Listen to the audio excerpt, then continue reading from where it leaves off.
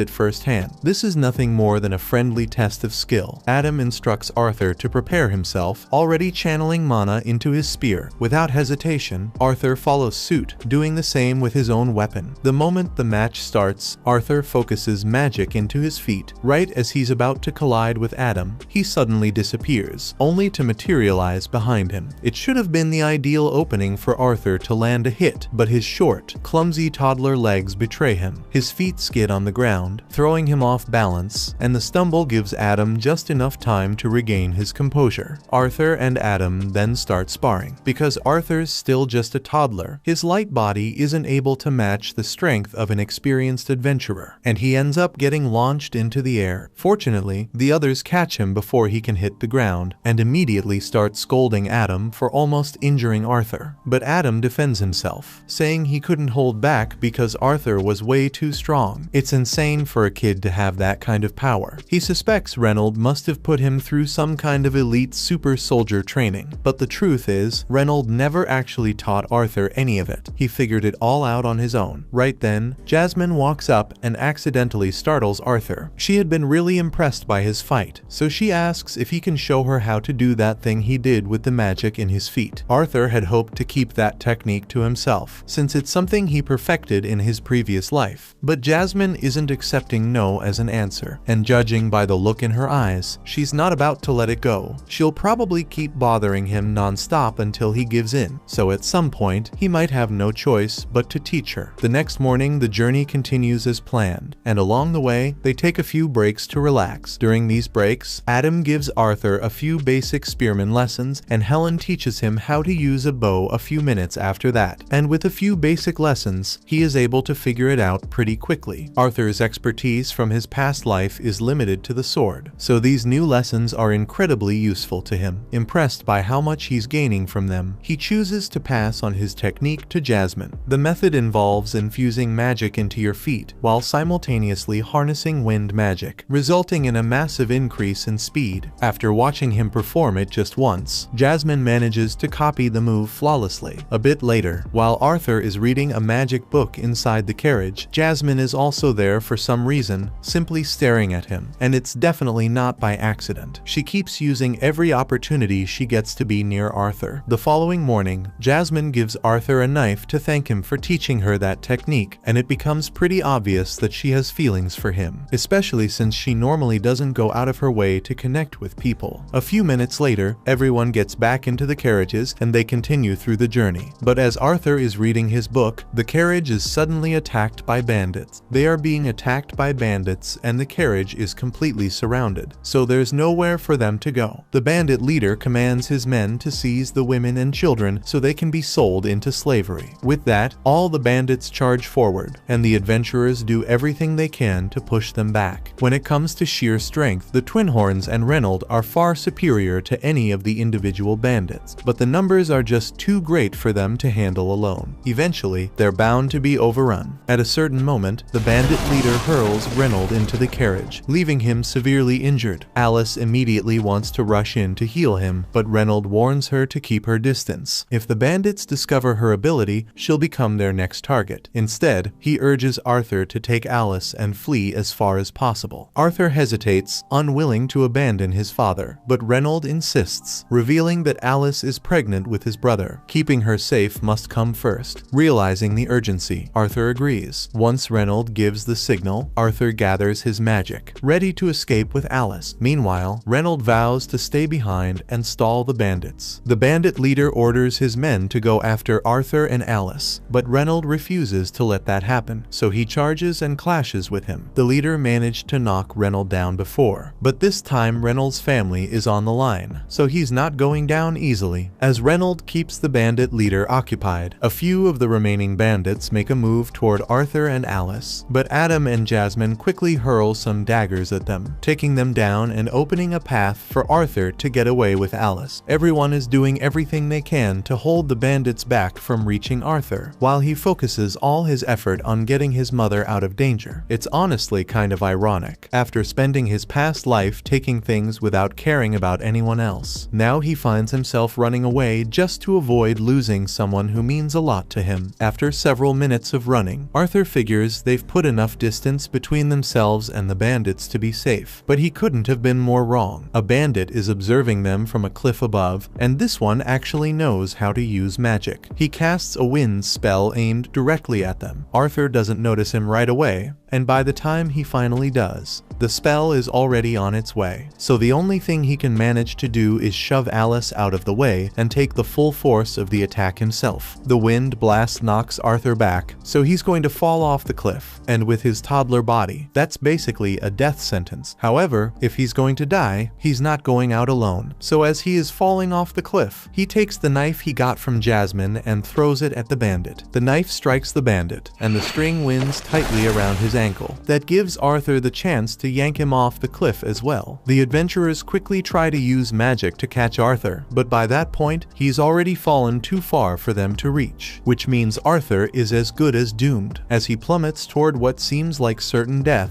Arthur reflects on his life, and even though the end is near, he feels an odd sense of calm, knowing he was able to protect the family that means so much to him. He finally gets why that man in his previous life was so determined to safeguard his loved ones. Arthur didn't even hesitate when it came to sacrificing himself for his mother, and while he doesn't regret what he did, a part of him still wishes he could have stayed with them just a little longer. After taking that deadly fall, Arthur somehow drags himself from the river and stumbles into a cave, but just then, he finds himself staring straight into the eyes of a horrifying creature. Immediately regretting his decision to seek refuge here, he attempts a sneak attack on the beast, but the monster effortlessly swats him aside mid-air and urges him to relax. The monster insists that it's not evil and that it only wants to be friends, but Arthur doesn't believe a single word. In any case, he's still seriously wounded, and his injuries won't heal unless he eats something. That's when the monster begins picking fruits from the cave wall. It tells Arthur to eat them, but he doesn't trust these random fruits growing out of a wall. He gets ready to stand up and try talking his way out of the situation, but right then, his injuries finally catch up to him. As he tries to rise, he hears something snap and instantly breaks down. Crying his eyes out, the monster scolds him, telling Arthur to quit his crying. After all, surviving that fall was nothing short of a miracle. Arthur's mind races with questions, but the creature cuts him off, refusing to answer unless he eats the fruits. At first, Arthur hesitates, unsure, but the moment he takes a bite of the first berry, he's surprised they're actually delicious. Once he's finished stuffing his face, Arthur turns to the monster and asks if it knows anything about how his parents are doing. The monster explains that it's unable to leave the cave, so it can't go check on Arthur's family in person, but it does possess an ability that lets it see across great distances. Using this power, it generates a screen and shows Arthur that his parents have successfully taken down the remaining bandits, so they're still alive and safe, and Arthur is overjoyed to hear such wonderful news. Grateful, he thanks the monster for confirming that his parents are unharmed. Realizing he'll be stuck here for some time, he figures he might as well get along with his strange new companion. Her name is Sylvia, and as it turns out, she's actually a kind person. Over the following days, Arthur remained in the cave, eating and resting to allow his injuries to mend. Sylvia never left his side, keeping a close watch over him the entire time. Once he had finally regained his strength, Arthur was desperate to return home immediately, but Sylvia warned him there was no way he'd survive the journey back alone. The cave he's in right now sits on the outskirts of the elven forest, and this part of the forest is crawling with all kinds of magical beasts and ruthless bandits, way more than Arthur can handle. But that doesn't mean he's going to be trapped here forever. Sylvia has the power to open a dimensional rift, which means she can send Arthur back home, or at the very least, to a place safer than this forest. The only problem is, it's going to take a long time for her to create the rift, so until then, Arthur's just going to have to wait. Since there's nothing else for him to do, Arthur grabs a stick and begins swinging it around, practicing his swordsmanship. A few more days pass, and although Arthur has come to appreciate Sylvia's company, he still hasn't learned a single thing about her. The only things he does know are that she resembles a terrifying monster, that she seems to be hiding from something, and that she's an incredibly kind person. After Arthur is done with his sword training for the day, he heads over to a rock and sits down so he can start training his mana. Sylvia is impressed that a child as young as Arthur already has a mana core, but she's sure that he never learned how to do this. She stretches out her hand, and a large quantity of mana begins pooling in her hand. Arthur is blown away because Sylvia is essentially gathering mana as she casts her spell, and if Arthur could ever learn how to do that, there's no doubt he'd become insanely powerful. That being said, before Sylvia even thinks about offering to teach him the technique, she first asks Arthur what he intends to do with the power he'll gain from mastering it. Arthur had never really considered it before, but now that he thinks about it, he recalls how his family and friends were all nearly wiped out because of some bandits. So he tells Sylvia that he will use his power to destroy anyone who dares to hurt his family. However, Sylvia doesn't like that answer, so she flicks Arthur on the forehead and knocks him back. Sylvia snaps that she'd never share her skills with someone who thinks that way. Arthur argues that wanting to destroy your enemies is only natural. He doesn't get why is she so angry. To make her point, Sylvia presses a single finger to Arthur's forehead and coldly explains, with this same touch, she could crack his skull like an egg or simply brush his skin lightly. Then she asks him, which would he rather experience? And Arthur obviously doesn't want to die, so he says he would prefer the gentle touch. It's easy to let your actions be driven by anger and hatred, but once you give in, your life will become an empty, endless cycle of hate. She doesn't want Arthur to waste his life like that, so she asks him once more, what will you do with the power? Arthur takes a moment to reconsider, but now his attention is drawn to the cheerful grins of those dear to him. With that in mind, he responds that his goal is to wield his strength to safeguard the ones he holds close. Sylvia, pleased with this response, finds it far more to her liking. Meanwhile, outside the cave, a monster that looks very similar to Sylvia seems to be tracking her down, and it is really close to finding her. Back in Arthur's old world, he was the king, but that didn't mean he held all the power. The people who were really in charge were the parliament, so Arthur was basically just an agent of war to be called upon whenever the senators needed him to commit unspeakable acts of violence, but he never liked living that way. Returning to the present moment, Sylvia guides Arthur through the steps of her technique. After demonstrating it herself, she instructs him to give it a try. Arthur starts starts gathering and compressing the ambient mana in the air around him. Once he masters the process, he channels that mana to enhance his own abilities. Sensing the immediate boost in his power, he excitedly rushes over to Sylvia to express his gratitude for her training. However, Sylvia suddenly senses someone approaching, so she knocks Arthur into a pile of rocks and tells him to stay quiet. Arthur has no idea what's going on, so he takes a look out of the pile of rocks and sees another monster that looks just like Sylvia. Sylvia seems to know who he is, and she is surprised that he managed to find her here. But the second monster doesn't want to waste time, so he demands that Sylvia come with him. But Sylvia simply says no, so he instantly begins attacking. Arthur wants to rush in and help her, but then he hears Sylvia's voice in his head, telling him not to worry about her. The other monster attempts to persuade Sylvia to just go along with him, warning that if she doesn't, he'll be forced to kill her. But Sylvia would rather die than obey him, so she begins gathering her mana and unveils her true form. It turns out that Sylvia is a dragon, and in this form, she's able to use much more power than before. She fires a huge blast at the other monster, so he blocks it. But he tells her she's being foolish because with the current state of her body, she won't be able to survive using that much power. Sylvia is well aware that she will probably die from this, but she doesn't mind because she has lived a long and happy life. She succeeds in slamming the other monster into a wall, but he's not finished yet. He gets back up and starts unleashing a barrage of blasts at Sylvia. She takes heavy damage from the attacks, but at the moment, she's more concerned about Arthur than herself, since the fight is now dangerously close to where she hit him. The other monster launches one more blast at her, and she can't dodge it since it would hit Arthur. So she uses the full extent of her power to intercept the blast and stop time temporarily. While time is stopped, she tells Arthur to come out of his hiding place. Arthur does as she says since it seems safe, and he would like to ask questions about everything that's going on, especially the fact that she's a dragon. But there's no time to waste. Her time-stopping ability won't hold much longer, so she has to move quickly to get Arthur to safety. She tears open the dimensional rift she had been working on, but because of her injuries and the rushed, incomplete casting, the portal doesn't lead to Arthur's home. Instead, it opens into empty, unknown space. She was trying to avoid sending him into the forest since it would be dangerous, but she has no choice now. In any case, she's confident that Arthur can survive on his own and make his way back home with the technique she taught him, so she's not worried about his safety anymore. She once again asks him what he intends to use his power for. Without a moment of hesitation, Arthur responds, saying he'll only use the power to protect his family. That's enough to reassure Sylvia that he won't use his strength for selfish purposes. Before he goes, there are a few things she wants to give him, so she creates an egg and a feather right in front of him. She tells Arthur to wrap the egg in the feather and take good care of it, and as a final parting gift, she imprints her will onto Arthur's body in the form of a mark on his arms. Arthur is confused by the fact that he asks what she's doing, but Sylvia doesn't have the strength to explain it. She tells him he will figure out how to use it one day, but sadly she won't be there to teach him anymore. She also takes a moment to apologize to Arthur, admitting that, in truth, she could have teleported him back to his family the moment he arrived, but she was enjoying his company so much that she didn't want it to end. And now, because of that selfish choice, she's ended up putting him in danger. Arthur feels terrible because he knows he doesn't have the power to save Sylvia from dying here, even though she taught him so much. He doesn't care if she's a dragon or a monster. To him, she's a precious member of his family. He tells her he thinks of her as a mother, but Sylvia reminds him that he already has a mom. Arthur tells her she can be his grandma. Sylvia didn't anticipate that response, but the idea of being called grandma really appeals to her. She asks Arthur to repeat it, and he gladly obliges. Though Sylvia feels deeply sad that she won't have the chance to see Arthur again, time is running short, so she gently pushes him forward, urging him to step through the portal. Arthur understands, so he takes the gifts she gave him and walks through. But at the last second, he changes his mind and starts begging Sylvia to come with him. But she can't do that, so she closes the portal and sends Arthur away. Time resumes and Sylvia is hit with the blast from the other monster, and the damage looks fatal. She falls to the ground, but the monster isn't fooled into thinking she's dead. It knows she's far too strong to be defeated by a single blast. Still, as he moves closer to her still body, he lowers his guard. The moment he's within reach, Sylvia gathers every last bit of her strength and unleashes a devastating devastating blast, reducing him to ashes and obliterating everything nearby. As Arthur is getting teleported, he hears one last message from Sylvia. She asks if he recalls what she told him earlier about the proper way to use his power. Arthur does remember, though he still feels deeply saddened by everything that just happened. Sylvia then tells him that the world can be a sad place, and moments like these are bound to happen every now and then. But that's exactly why Arthur has to make a difference, why he has to turn things around. Arthur pushes back, insisting there's no way he could ever accomplish something so huge, but she isn't asking him to reshape the world overnight. He can take it slowly, one small step at a time. Besides, this isn't his first time seizing control of the world's fate. Sylvia knows about Arthur's previous life as a king. Even though she disapproves of the way he ruled in those days, she's confident that if Arthur refuses to let hatred take over his heart, he'll grow into a truly noble king, one who can truly change the world for the better. Some time passes, and Arthur regains consciousness on the ground, vowing to honor Sylvia's wish. But first, he has to figure out how to escape this endless forest. After Arthur is teleported into the elven forest, he starts his journey back home. As he walks, a sudden scream pierces through the woods, catching his attention. The cry seems to belong to a young girl, prompting him to channel mana into his feet without hesitation, dashing toward the source. To get a better view, he leaps up onto the branches of a huge tree. From this high vantage point, the scene becomes clear. A group of bandits has seized a small girl. Though she struggles to break free, they've already caught her, muffling her screams by covering her mouth. Since the girl is an elf, the bandits intend to sell her to the nobles for a massive profit once they escape the forest. They quickly bind her and shove her into the back of their carriage. As Arthur witnesses the scene, memories flood his mind. Flashbacks of when he and his own family were ambushed by bandits. He remembers the attackers saying something about sparing him and the women, only to be sold off later. The thought fills him with fury. The first thing that crosses his mind is to kill every last one of the bandits for committing such a vile act. But then he recalls Sylvia's advice about keeping his anger in check, so he pauses to gather his thoughts and cool his head. He understands that if he were to charge in recklessly now, it could endanger the girl's life, so he chooses to hold back and wait for the perfect opportunity to make his move. The bandits climb into their carriage and begin their journey out of the forest, with Arthur silently trailing them from the shadows. As night falls, they don't have any option but to stop and make camp. Unable to navigate in the darkness, Arthur weighs his options. Should he keep following them until they reach a human town, or strike now? But then he catches one of the bandits boasting about how cut is the little girl, and at that moment, Arthur knows he can't afford to wait. He refuses to leave the girl in their hands any longer. Yet, he knows he still has to wait until nightfall before taking action. So Arthur settles down and begins meditating, getting himself mentally ready for the ambush. Once the darkness has settled in enough,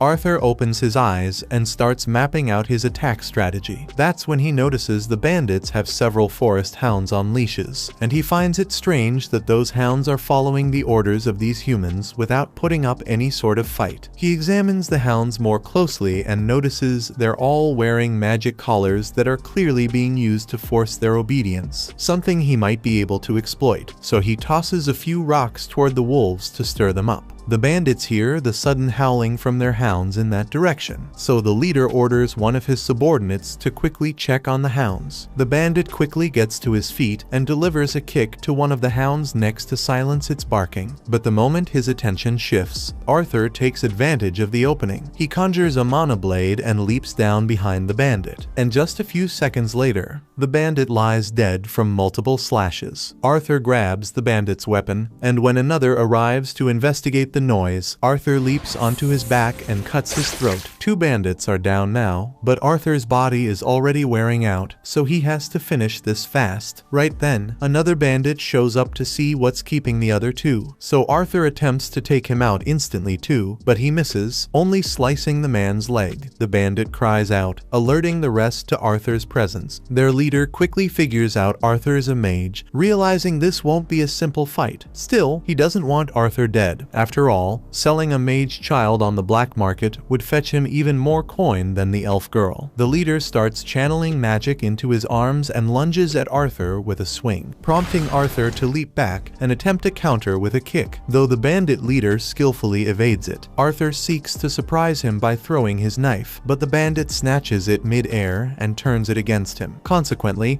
Arthur is thrown to the ground, and the bandit hoists him up by the ankles to mock him. The leader taunts Arthur, saying he's no match for an adult in raw strength, and Arthur knows he's right, so instead, he switches tactics and strikes with magic. He throws a fireball straight at the bandit's knee, and as the man cries out in agony, Arthur drives his knife into his skull. With the rest of the bandits dealt with, only the wounded one remains. Arthur finishes him off, then hurries to check on the girl inside the carriage. She's been blindfolded this whole time, completely unaware of what's happened. So Arthur reassures her that the bandits are gone, and she's safe now. Her name is Tesha, and as Arthur helps her out of the carriage, he tells her she's free to return home. But Tesha spots blood on Arthur's hand and becomes deeply concerned for him. Arthur understands that it's typical for children to feel anxious when they see blood, so it may not be wise to let her witness the dead bodies scattered on the ground. He requests Tesha to stay there for a moment and proceeds to drape a tarp over all the bandit corpses. Tesha asks Arthur what became of the men who took her, not wanting to confess that he killed them. Arthur simply explains they had a little accident and won't trouble her again. The girl doesn't press further, so Arthur retrieves her belongings from the bandit's carriage and hands them to her. With a quick farewell, he turns to leave. He still has a long journey home ahead of him, but Tesha suddenly grabs his arm, pleading with him not to go. She's terrified of being left alone. If Arthur abandons her here, she could end up as prey for the tree golems lurking in the forest. He asks if she at least knows the way home, and while she recognizes the direction, she has no clue how far her village actually is. Arthur isn't thrilled about it, but deep down, he knows Tesha won't survive the journey alone. Reluctantly, he agrees to take her home. He takes a look at the hounds, and for a moment, he likes the idea of using them to speed up their travel. Though, since he has no clue how to keep a hound under control, he figures it's best to just leave them behind. However, Tesha insists that they should at least take off the magic collars from the hounds so they can go back to the forest. Arthur cautions her that the wolves might turn aggressive once the collars are removed, but she believes she'll be fine since she hasn't done anything to provoke them. And as someone who lives in this forest, it's her responsibility to care for the creatures that inhabit it. Eventually, she removes the collars from the wolves, and just as expected, they calmly make their way back into the forest. The following morning, Arthur and Tesha start their journey toward the elf village, and after some time, they pause to have a meal. Arthur prepares a simple stew and insists she eat it, explaining that she'll need the strength for the lengthy journey ahead. Tesha finds the stew's aroma odd, being made solely from dried meat and salt, so it's not particularly tasty, but it's better than going hungry. Tesha asks Arthur what brought him to the Elshire forest in the first place, since it's unusual for humans to come here, especially a child traveling alone. Arthur then explains that he was separated from his family and somehow ended up this place. Arthur then asks Tesha what life is like in the kingdom of Eleanor, and she adores it there. Her parents are usually occupied with work, so she mostly spends her time with her servant and her grandpa. They keep moving forward on their journey, but since Tesha has no idea how far her village actually is, it's tough to tell how long the trip is going to take. To make things even more frustrating, the hounds Tesha set free have been trailing them for quite some time now, and Arthur is seriously starting to regret not killing them when he had the chance. That night, Arthur chooses to keep watch outside the tent to ensure the hounds don't attack him and Tesha while they sleep. However, after some time, Tesha peeks her head out and urges Arthur to come to bed. He insists he isn't tired and plans to stay on guard, but she's far too frightened to be left alone, so she begs him to join her inside the tent instead. Arthur finally relents, choosing to stand guard from within the tent to ease Tesha's worries. She tries to act unafraid, but she insists that Arthur remain close to her at all times. Before bedtime, she's curious to learn about the human kingdom and asks Arthur if it's true that all humans are perverts who take multiple wives. Arthur is caught off guard when Tesha says that and asks her where she heard it, so she tells him it was her grandfather who said it. Arthur admits admits that there are people like that, but insists that most humans are actually pretty modest. Tesha takes his word for it, then rolls over and falls asleep right away. By morning, Arthur and Tesha wake up and continued on their travels. Over the past few days, Tesha has grown quite fond of Arthur, and now that the memory of the slave traders had faded, she seems much happier, though her survival skills were still lacking. She couldn't even manage to cross a river by herself, forcing Arthur to carry her over. Out of nowhere, Arthur feels a strong pain in his chest, and he can't figure out what's causing it. Tesha, visibly concerned, rushes off to search for some medicinal herbs that might be useful, but Arthur has a feeling this isn't just an ordinary sickness. As he leans back against a tree for support, the hound from earlier suddenly appears, and Arthur begins to panic, realizing he's in no shape to defend himself if it chooses to attack. Tesha soon returns with the herbs, so Arthur warns her to stay away because the hound might be dangerous. But to his surprise, the wolf just drops a dead boar in front of Arthur and walks away. Arthur is confused by what just happened, but Tesha assumes the hound was trying to thank him for his help earlier. That evening, Arthur and Tesha make camp and have some roasted meat by the fire. The meal tastes far better than the stew, and Tesha absolutely loves it. Earlier, while she was out looking for medicinal herbs, she stumbled upon some mushrooms, so she shares them with Arthur, though he likely should have refused the odd-looking fungi, because they leave him suffering from a nasty bout of diarrhea. Once Arthur wraps up his business, he's completely exhausted and on the verge of passing out. But Tesha keeps chatting with him. She starts telling Arthur how her grandfather used to read her storybooks about the human and dwarven kingdoms, which made her dream of visiting those lands. Unfortunately, she was never given the chance, since elves have always been wary of people from other races. Just then, Tesha realizes that Arthur hasn't been listening to a single word she said, but she knows he's just sleepy, so she covers him with a blanket and wishes him a good night. The following morning, the pair resumes their journey, but the throbbing in Arthur's chest grows even more intense. Tesha apologizes for not knowing how to ease his suffering, but Arthur reassures her it's nothing serious. Shifting the conversation, she asks if she can call him Art, explaining that she now sees him as a friend. After all, they've shared so much time together and grown incredibly close. Arthur tells her he's fine with being friends, and Tesha seems surprised by how casually he takes it. With a playful grin, Arthur dramatically vows to treasure every second that Tesha considers him a friend, but his teasing only annoys her. She scolds him to quit acting so immature. Arthur finds it amusing that she of all people would call him childish, especially after she was the one pleading with him to stay close because she was afraid. However, Tesha insists that was completely different. Putting that aside, Arthur realizes something. Tesha is actually the first real friend he's ever had. Back in his old world, people feared him too much, and he never had anyone he could truly consider a friend until now. Right at that moment, Tesha notices something that seems familiar, so she calls Arthur over to check it out. Arthur walks over, thinking he might finally see his parents, but instead, he finds himself staring at a massive tree with a portal right in its trunk. Tesha explains that this is the gateway to Elf Village. Then she reaches out her hand and invites him to follow her inside. Sadly, the elves still harbor a deep hatred for humans, so once Arthur steps into the elf village, he's immediately under arrest and the guards press their blades against his throat. Desperate, he turns to Tesha, hoping she'll speak up for him, but to his astonishment, she just stares at him coldly without saying a single word. Witnessing this, Arthur begins to suspect that Tesha deliberately lured him into a trap, and he can't believe he let himself fall for the idea that someone might genuinely want to be his friend. After everything, he's already endured many betrayals in his previous life. Just as the elves are about to execute him, with Tesha silently watching, it turns out she had no part in this betrayal. It's unclear why she stayed quiet until now, but the moment she hears the guards declare they're going to kill Arthur, she finally speaks up and orders them to stop. One of the guards protests, insisting the boy is nothing but a savage human, but Tesha firmly counters that Arthur isn't a threat. In truth, he's the sole reason she managed to return return home safely. Tessia's testimony should have been enough to make the guard pause and rethink executing Arthur, but instead, he dismisses it, presuming Arthur must have manipulated her into believing he's a good person, and thus, the guard still intends to kill him regardless. Yet, before he can finish, an old man steps forward and commands them to release the boy. His name is Virion, Tessia's grandfather and the former king of the elf tribe. Far more rational, he trusts Tessia when she insists that Arthur saved her life. He even apologizes to Arthur for treating him so harshly after everything he did to save Tessia. Still, it did seem quite dubious that the missing princess suddenly appeared alongside an unfamiliar boy. Arthur is relieved that he's no longer going to be executed, but he's also completely stunned to learn that Tessia is a princess, since she never bothered to tell him. Despite traveling together for days, Tessia apparently didn't think it was worth mentioning. Right at that moment, Tessia's mother and father arrive, having been told their daughter had finally been brought back, and Tessia immediately rushes into their arms, overjoyed to see them after so long. If Tessia is a princess, then logically, her parents must be the king and queen of Elenoir. Unfortunately, they aren't nearly as reasonable as Virion was. The second Tessia's father notices Arthur, he demands to know why a savage human is standing in his kingdom. He commands his soldiers to seize the human and put him to death on the spot. Yet not a single one of them obeys. Even though he is the reigning king, Virion had already given orders to leave Arthur unharmed, and every last soldier is far too afraid to defy Virion. The elder elf steps in, reminding the king that Arthur was the one who rescued Tessia and brought her home safely, meaning they can't just treat him like some enemy. Tessia, too, insists that Arthur should be received as an honored guest in their castle, not a prisoner. However, her father hesitates to accept this. After all, humans are strictly forbidden from entering the elf kingdom, much less stepping inside the royal castle. But the thought of dealing with Tessia's outburst is enough to sway him, and he grudgingly consents to treating Arthur with proper hospitality. With the misunderstanding now resolved, the group prepares to make their way to the castle. Though, just before they depart, Virion informs Arthur that he wishes to speak with him privately later. Arthur feels a bit cautious around Virion, as he can sense the immense power the old man possesses, but he doesn't have much time to dwell on it, because Tessia quickly pulls him away to give him a tour. It's Arthur's first time seeing the elf kingdom, and he's blown away by how different it is compared to the human kingdom. Still, the hatred against humans remains obvious, as every elf they pass seems to stop whatever they're doing just to stare at Arthur, while he walks alongside Tessia toward the castle. However, no one dares to insult him outright, since he now holds the status of an official royal guest. Tessia is the only one who treats him with genuine kindness, but Arthur can't help but keep wondering why she hesitated so long before stepping in when the guards were about to execute him. Right at that moment, the pain in his chest returns, and it's been steadily getting worse with each passing day, though he still has no idea what's behind it. Once they reach the castle, Tessia is warmly welcomed by her servants, and she immediately makes it clear that Arthur is to be treated with kindness and respect, no matter if he's human. With that settled, she turns to Arthur and asks if he wants to go play with her, but Arthur suggests they hold off for now. He figures her parents would want a full account of what happened to Tessia and how the two of them managed to return safely. The group makes their way into the meeting room, and since they're about to have a proper discussion, Tessia insists they should bring out some tea and snacks. Once the refreshments are served, Tessia's father takes the opportunity to introduce himself properly. He reveals his name is Alduin, and he rules as king of Elenoir. His wife is named Muriel, and of course, his father is none other than Virion. Arthur introduces himself as a simple town boy from the kingdom of Sapin, fully aware that someone like him, just a human, would typically never be granted entry into Elenoir, much less an audience with a royal family, so he expresses his gratitude for their hospitality. Alduin is amazed by how composed and mature Arthur acts, especially for someone his age. But more importantly, he's eager to hear the full story about what happened with Tessia and how she ended up going missing. Arthur recounts the full story of how he was separated from his family during a bandit assault and found himself in the elven forest, though they omit the detail about encountering Sylvia in the cave. He then describes the moment he met Tessia, explaining that he discovered her in the midst of being abducted by slave traders. Alduin is furious that humans had the audacity to attempt selling Tessia into slavery, but Arthur points out that elves have also engaged in the crime of slave trading, so it's not solely a human vice. Setting that Aside, Virion inquires how Arthur succeeded in rescuing Tesha from the slave traders. Arthur then reveals that he eliminated them all. When one of the guards hears this, he begins shouting that it's impossible for a child to have taken down slave traders alone. But Virion quickly silences him, warning that he won't say it again. Arthur doesn't appear to be lying, so Alduin says he's inclined to believe his story. And now that everyone is on the same page about what happened, Arthur mentions that he has a favor to ask. As he already explained, he ended up stranded in the forest following the bandit attack, so he's hoping they can help him return home. Alduin is furious that a human would have the audacity to request a favor from the elven family, but considering Arthur went out of his way to safely bring Tesha home, it's only right that they repay the debt. Besides, if Alduin refuses to assist Arthur, he'll have to endure Tesha's inevitable outburst, and he'd rather avoid that. Reluctantly, he agrees to help. However, the teleportation gate leading back to Sapin is currently sealed and can only be activated once every 7 years, during the summit between the leaders of the three kingdoms. Since the last meeting was 2 years ago, Arthur would need to wait another 5 before the portal becomes accessible again. Arthur isn't willing to wait that long, and Alduin also dislikes the thought of a human remaining in Eleanor for 5 years, so he decides to have a group of soldiers guide Arthur back to Sapin. He wants the boy gone as quickly as possible, but since it's already quite late, he says Arthur can rest here for the night and depart in the morning. Arthur expresses his gratitude for Alduin's decision to help him return home, but the pain in his chest keeps intensifying, and Virion appears to pick up on the fact that something isn't right with him. A little while later, a room has been prepared for Arthur in the castle, and he is currently taking a bath, but the pain just keeps getting worse and worse, so Arthur is getting worried that he might die. After his bath, he walks out onto the balcony to get some fresh air in hopes that it will help with the pain. He feels a little better now, but he needs to figure out the cause of his constant pain before something bad happens. Right then, Arthur glances upward and spots Tesha along with her parents standing on the balcony above him, and the sight of them brings his own parents to mind. He still doesn't know if Reynold and Alice survived the bandit assault, but he's aware of how strong they are, so they must have found a way to make it through. Even so, he deeply wishes he could speak with them at this moment. Just then, Tesha notices Arthur, and she can tell that he looks sad. So after she's done with her parents, she goes to talk to him. Once she finally catches up to Arthur, she apologizes for how rudely her father treated him, but Arthur says he doesn't mind. He understands why Alduin would behave like that, since there have been decades of wars between the elves and the humans, so of course it would be hard for him to trust a human, especially when his daughter is involved. Thinking about parents makes Arthur remember how far he is from his own, and he can't help but worry that they might not be glad to see him. After all, their whole trip had been for his benefit, so they might end up blaming him for everything that happened. He also holds himself responsible for failing to protect his family during the bandit attack and getting separated from them. But just then, Tesha grabs his face and shakes his head. She doesn't know much about Arthur's parents, but if they're anything like her own, then she's certain they'll be happy to see him when he finally makes it back. At that moment, the hallway becomes illuminated by a bunch of fireflies, and in the middle of their radiant light, Arthur begins trying to picture his parents' smiling faces. Ever since he was reborn into this world, they've been by his side, and not once have they made him feel unloved. So then, why is he so afraid that they might resent him for what happened? He has been letting his trauma from his past life cloud his judgment with suspicion for a while now. He even suspected Tesha of backstabbing him earlier, but when he looks at her now, all he sees is an innocent girl who would never want to hurt her friend. Suddenly, Arthur senses something flying directly toward Tesha, so he quickly catches it and instantly channels his mana, ready to strike back at whoever launched it. But to his surprise, it turns out Virion was the one who threw it. Arthur can't believe Virion would do something as cruel as try to harm his own granddaughter, but Virion assures him that he never meant to hurt Tesha. The projectiles he tossed were merely a couple of glowing fireflies, and she wouldn't have even felt them. However, he still finds it impressive that Arthur was able to react and counterattack so quickly. The reason Virion pulled this stunt was to verify whether Arthur was telling the truth about possessing the strength to kill those slave traders, and he was clearly telling the truth. Tesha runs over and tells Virion to stop messing with Arthur, but that's not why he came here. He noticed something interesting about Arthur earlier, so he wants to have a little sparring match with him to see how strong strong he really is. Virion summons a sword using his magic for Arthur to use in their fight and moves Tesha out of harm's way so she won't get injured. Arthur accepts the challenge and rushes forward, swinging at Virion, but Virion is far too quick. Even when Arthur enhances his speed with mana, he still can't match Virion's movements, and just when it seems like he's found a chance to strike, Virion breaks Arthur's sword with a strike from his palm. A shard of the broken wood flies toward Tesha, so Arthur hurls the remaining piece of his sword to block it and keep her safe. Arthur launches an attack at Virion using only his mana, but Virion responds by meeting him with his own mana. The sheer power of Virion is utterly dominant, leaving Arthur with little hope of defeating him. Yet Arthur isn't the type to back down. After Virion sends him flying, Arthur instantly rushes forward again, this time striking Virion squarely on the forehead. The hit didn't deal much damage, but Virion is stunned that Arthur managed to break through his defenses and actually land a blow. Eager for a second round, he's suddenly interrupted when Tesha pinches his backside and scolds him for bullying Arthur. Arthur reassures them that it's fine. In fact, he's almost honored that someone as strong as Virion considers him a worthy opponent. Seizing the moment, Virion then tells Arthur that he wants to take him on as his disciple. Arthur is taken aback and questions Virion if he being serious, though this clearly isn't the kind of thing Virion would ever joke about, so he presses Arthur, asking whether he'll accept the offer. Arthur hesitates, unsure how to respond, particularly because he still hasn't managed to let his parents know that he's alive. Virion reassures Arthur that if that's his only concern, he knows a way for Arthur to speak with his parents immediately. Arthur is curious, but before he can respond, another strong pain shoots through his chest, and Virion appears to understand the reason behind it. He informs Arthur that he has received a beast will, and if Arthur does not consent to becoming his disciple, the pain on his chest will kill him sooner or later. Watch this next video on screen and subscribe to not miss next part.